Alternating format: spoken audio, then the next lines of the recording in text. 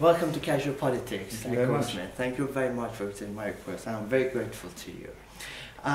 Before going and talk about the recall of the MP's bill that you pioneered it in this country, I just wanted to ask you, how did you get involved into politics? Well, that's a big question. I've always been involved, in a sense. Anyone who campaigns on any issues at all, whether it's very, very local or international, you are involved in politics. If you want anything to change and you do something about it, you're involved in politics. You sign a petition, you're involved in politics. And I have always been involved in campaigning. As far back as I remember, I ran a campaigning magazine, The Ecologist, which was all about the environment, but it was very much a campaigning magazine. It wasn't pretending to be objective, it had a point of view and it was pushing it. And then after that, I did policy work for the Conservative Party in opposition, trying to improve their environmental approach to dealing with some of these issues. So I've always been involved, but it was only a couple of years before the last election that I thought about actively standing for election. I hadn't thought about that before. And there was a vacancy here in Richmond Park, North Kingston, which is my home, my community, and I was very lucky to be selected. And have you been involved as well with the referendum party that your father was the leader? Yeah, and I helped canvass and campaign on the issue. So this was before the 1997 election, but I didn't stand for election. I was just a supporter. So in a sense, it was no different to other campaigning that I'd done before. But yeah, no, I knocked on doors in Putney. I did what I could to help. It was a very exciting process, and it was a sort of galvanizing experience, I think, for a lot of people involved who have a concern about that issue. Because at the time, the Conservative Party was really all over the place in relation to Europe. That's not so today, I would add, but at the time it was, and there was a very obvious demand from the public for a referendum. You know, since 1975, no one's had a chance to vote on this issue. That was the year I was born, so you'd have to be 58 at least in order to have had a chance to vote on Europe. And even then, when people voted in 1975, they were voting for a very different thing to what we have today. So whatever you think about Europe, and whatever you think about our place in it, most people agree, I think, that it's time for a referendum. It's time for people to have their say. And now, on the recall of the MP's bill, actually it already exists in the United States, while you pioneered it in this country. So how did it come up to your mind? Was it after MP's scandal that you decided to come? Well, as you say, it's not my idea. You know, it happens in half the states in America. Happens in South Korea, happens in many South and Central American countries, it happens in Switzerland. You know, this is a relatively common practice. It's not the same everywhere, but the same principle applies. And all it is, really, is an opportunity for people to get rid of their elected representatives in between elections if a majority of people lose confidence in them. It's very, you know, that's what happens in every other job. If you're a teacher and you muck up, you're going to lose your job. If you run a business into the ground, you're going to go bankrupt. In every single area of human activity, if you don't perform, you lose your job. But in politics, you have this 5-year period of time where you're completely insulated from any kind of pressure. So as an MP, you know, I was elected in 2010 for the first time. I could have literally gone on holiday for 5 years. And there's nothing anyone could have done about it. I could have broken every promise I made. I could have switched to an extreme party. I could have done anything. And there's nothing my voters, my constituents, my community could have done about that. And I think that's a problem. And I don't say that MPs are doing those kinds of things. There are lots of very, very hard-working, good MPs. But there is a feeling in the general public that politicians are out of touch, that they're untouchable, that they're unaccountable, and that no matter how you vote, you're trapped. There's nothing you can really do to make a difference. And I don't believe that if we had a recall system, it would be used very often. But I think the fact that it even existed would be empowering to people. They'd feel empowered. And that would help, I think, settle the relationship between people and power. And that's a good thing. So I think it would improve our democracy. It would improve the relationship between politics and people. And your aim is to hold to account government, the executive. Yeah. So then why did it take that long to that MPs vote for your bill in the House of Commons? Well, I mean, you're right. I think that the job of an MP is to hold government to account. That's the only thing really I'm asked to do as an MP. It's the only thing I'm paid to do. We don't have a job description. If we did, that's what it would say. But it doesn't happen very often, because after you're elected, you don't really need to put that much emphasis on your constituents, because there's nothing they can do to hold you to account in any case for 5 years. And if you're in a safe seat, there's even less pressure. So recall would balance the pressure. The pressure that MPs feel from their own parties to toe the line, to do what they're told, to vote the way they're told to by their parties. That pressure, which is always going to be there, but it would be balanced by pressure from constituents at all times as well. So you'd have a more healthy dynamic. There would be a tension there, but a good and healthy tension. So recall would help it would improve, I think, Parliament's performance in terms of holding the executive to account. How long has it taken? Well, all the parties promised to bring in recall after the expenses scandal, and that the last election should have been the moment where we legislated for recall, but unfortunately they tried to push it under the carpet. The job was given to Nick Clegg. He was told to produce a recall bill. He produced an absolute fudge. In fact, it's not even a fudge, it's worse than that. It's a recall bill in name only. It would have not empowered people in any meaningful sense at all. So under his proposals, you could still go on holiday for 5 years. You could still break every promise. You could still switch to an extreme party. You could still, behave in any way you choose, pretty much. As long as you don't go to jail, it can't touch you. So it was a pretense at reform, and I think that would have been even worse than no reform at all, because people will realise that they've been tricked yet again by politicians. My amendment to that bill would have replaced it effectively. It would have gutted the bill, and it would have replaced it with a kind of pure recall system. And that's what I pushed to a vote. And unfortunately, I'm pleased that more than half of the backbenchers in my party voted for the amendment, but in Parliament as a whole, it was roundly defeated. So it was about 2.5 to 1 against my amendment. So I lost. We now have a recall bill, but it's a hopeless recall bill. And my hope is that after the next election, if I'm returned, if I'm still an MP, I'll find an opportunity to bring this back. And I think there'll be more people in Parliament then with an appetite for reform than is the case today. But it's only a hope. And William Miller's case as well was a silver lining, and it contributed to the fact that it put it back right to the agenda. Yeah. And it's not the only one. There are plenty of examples. That's the thing. We have a recall bill now. So Nick Clegg is telling everyone he's legislated, and we now have recall. But there will be another scandal. We know that. There's always scandals in politics, and people will learn immediately at that moment that they've been tricked, that we don't actually have a recall power that we thought we had. So I know this issue will come back onto the agenda. At the very next scandal, whether it's this side of the election or then after the election, recall will become an issue again. And at that point, I will have an opportunity to bring it forward. And is it going to make also the MPs to stick to their promises, that if they break their promises, there will be a by-election? Absolutely right. I think exactly right. I think that's really important. And the point is, in politics, you have to be able to change your mind on an issue. There are issues that I've changed my mind on over the last 5 or 6 years. Not kind of important promises that I made to voters before the election, but my opinion isn't the same now on some issues as it was before. And you have to have the ability to listen to the arguments and change your position. But the beauty of recall is that you would not make extravagant promises if you weren't convinced that you were going to be able to keep them. And if you do have to break a promise, you'd have to go back to your constituency and explain to people and persuade them that you were right to change your mind. And people will forgive you. They will accept that. They will understand that as long as it's honest, as long as you're open, as long as it's transparent, people are willing to allow their politicians to change their minds. But you need to treat people with respect. You need to be open with them. And I think even the best example is tuition fees. People are furious with what the Lib Dems did because they had this pledge and it was a big part of their election campaign and they swore blind that they wouldn't do anything with it. But they changed their mind. And I feel that if there had been a recall system, one, they probably wouldn't have made that promise. But two, if they had made that promise, instead of going into their bunkers and hiding and hoping that by the time the election comes everyone has forgotten about it, they would have had to go out and knock on doors and go to schools and go to universities and explain to people this is why we had to change our mind. And if they had done that again, I think people probably would have been more or less okay with it. And do you think that the threshold, is it high enough, up to 20%, but it's only actually 10,000 of people that they should sign the petition? Do you think that is it high enough? I think it's very high. I mean, you take my constituency, it would be 14,000. It would be about 14,000 people exactly. Around 14,000 people who would have to go to a town hall or a venue, sign a petition in person within a period of 1 month. That's a lot of people.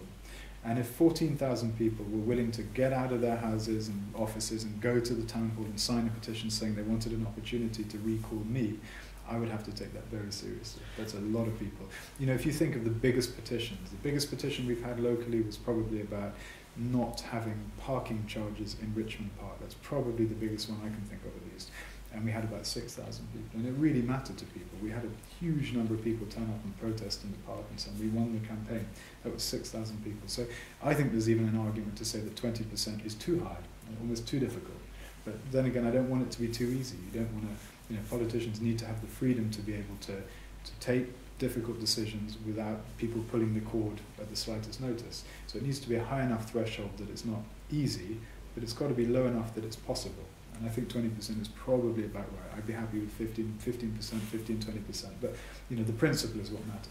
But people, they already go and vote for their party at the general election. Yeah. And if, for example, an MP, because of his of her misconduct, so people, they're going to trigger, they're going to sign a petition to trigger a by-election. Well, why then we don't have candidates from the same party? Because people, they already voted for that party that they wanted. Why they not? We're going to have another election like the general election? Because people aren't just voting for party. You know, it's a combination of things. When it's in a general election, you're voting for who you want to be in government. So we don't have presidential elections, but clearly people are influenced by the leader.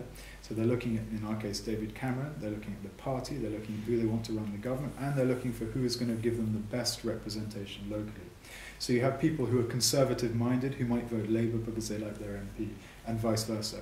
And that is an important thing. That local accountability is really important. The only way that people in my constituency can influence policy nationally is through their MP, through me. So I have to be willing to listen, I have to be accessible, and they've got to be able to hold them to account. And that's why I think this recall process matters.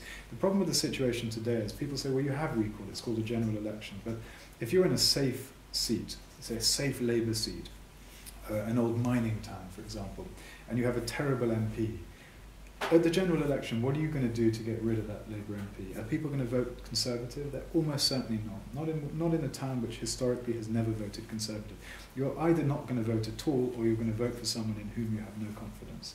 And that is not a satisfactory arrangement. Under recall, you can get rid of your MP, you can then select someone from the same party who you do have confidence in, and then you can vote them in during the by-election. It means you can have a seat that is safe for the party, but not for the individual MP. And you know, the truth is there are lots of examples in Parliament of people who have very, very safe seats, jobs for life, untouchable, who do not do the work, I believe, that an MP should be doing.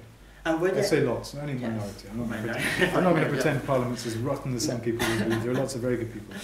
No, of course they are. And are there, and some MPs, did they first oppose to your bill and then change their minds? Whether No, it was mostly the other way around. There were lots of people who were frightened by the idea of recall, and I had hundreds of discussions with people in the corridors, in the tea room. When there was the main debate itself, we had 3 big debates in Parliament, and people on the whole moved towards rather than away. The disappointing thing was some of the debate that we had was not very attractive. You had some of the same arguments that were used 100 years ago to stop women getting the vote. It was very patronising, almost contemptuous in some cases of voters. But what was really disappointing was the fact that people knew that by voting against proper recall, they were doing something disreputable, in my view, disrespectful towards voters. And so they reached for bogus arguments in order to make that appear more noble than it actually was. And that was particularly the case with the Liberal Democrats, who knew that they had promised recall. They knew that they were doing the wrong thing, but they were not willing to front up to that. And they used all kinds of bogus arguments, rich man's bill, and demagogues and the mob and all this kind of stuff. All complete nonsense. There are more protections in place around recall than there are during a general election. So all the arguments they used against recall were arguments that you could just as easily use against any election. But so that was very disappointing and annoying, I have to say. What was also annoying was that the Labour Party had offered a free vote to their members, but it wasn't a free vote. But all morning they were telling their members, this is not actually a free vote, you've got to vote with the front bench, and the front bench is opposed to proper recall. So there were some really brave people in the Labour Party who voted for the amendments, even front benchers, someone like Chris Bryant, for example, who's a shadow government spokesman, and he voted for the amendments. I don't know what repercussions there were for him. It doesn't seem to have been damaged him in any way. But I take my hat off to people like that, because they went against their wits. In my party, it was genuinely a free vote. It didn't require any courage at all. You can look at what happened in the Conservative Party, and that is a genuine reflection of what people felt on the issue. But that is not true of the other parties. If it had been a completely free vote across all three parties, who knows what the outcome would have been. And are you confident that they will approve your bill in the House of Lords as well?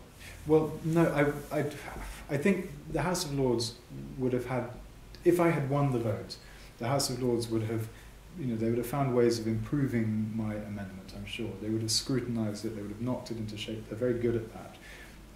But I don't think they could have rejected it outright. They would have found that difficult, because it's a constitutional matter, and on the whole, traditionally, they don't interfere too much in those kinds of issues. So they would have applied scrutiny, but they wouldn't have thrown it out. The issue was the Commons, I think. And Zac, we talk about holding the government to account, and you said that it's MP's job to do so because they paid for it.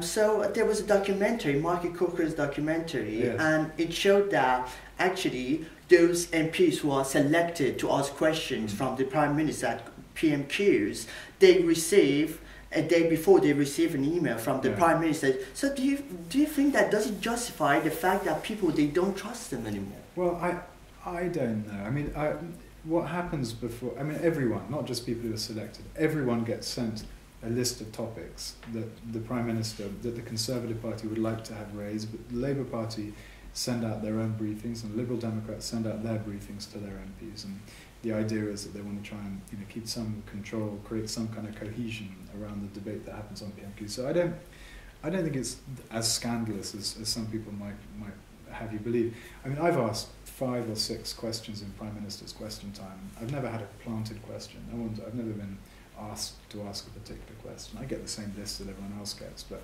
when it comes to actually asking a question, you ask whatever you want to ask. If I want to stand up and give a question that's been fed to me by the party, then that's my choice, but I don't.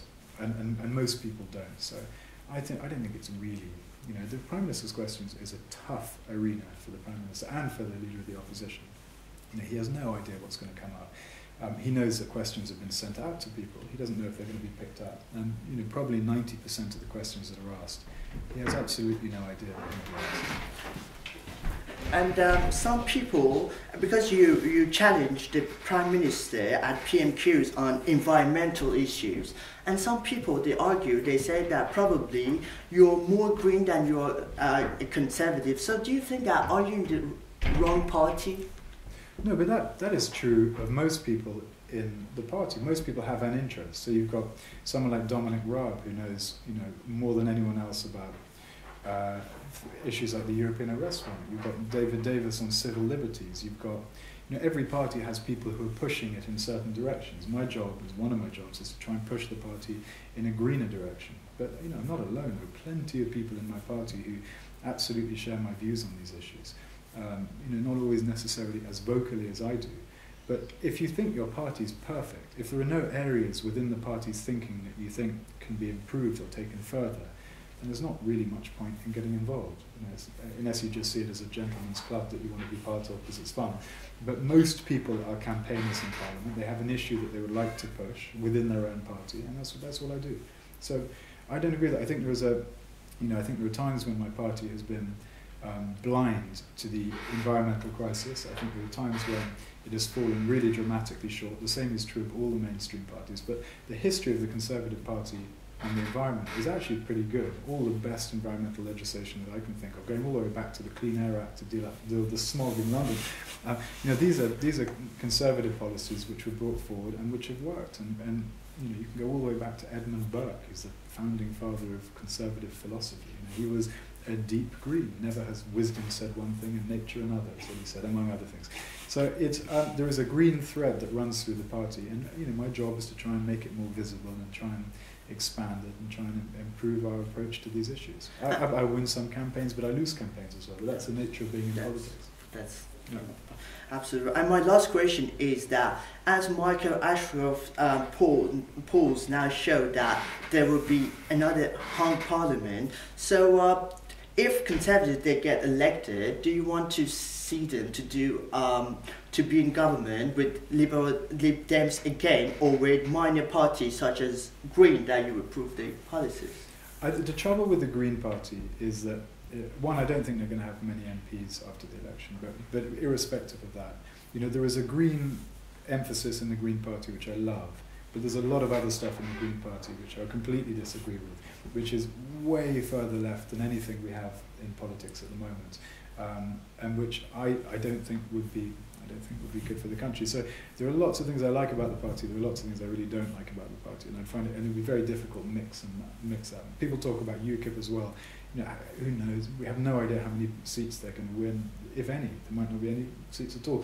It's impossible to really plan for a coalition in the circumstances we have today, because no one knows what's going to happen in this election. These polls change every week. What's going to be the effect of the Scottish National Party in Scotland? Who knows? It's almost impossible to predict impact of UKIP on individual seats, even if they don't win seats. Are they going to change the outcome in seats? Possibly, probably, in some respects.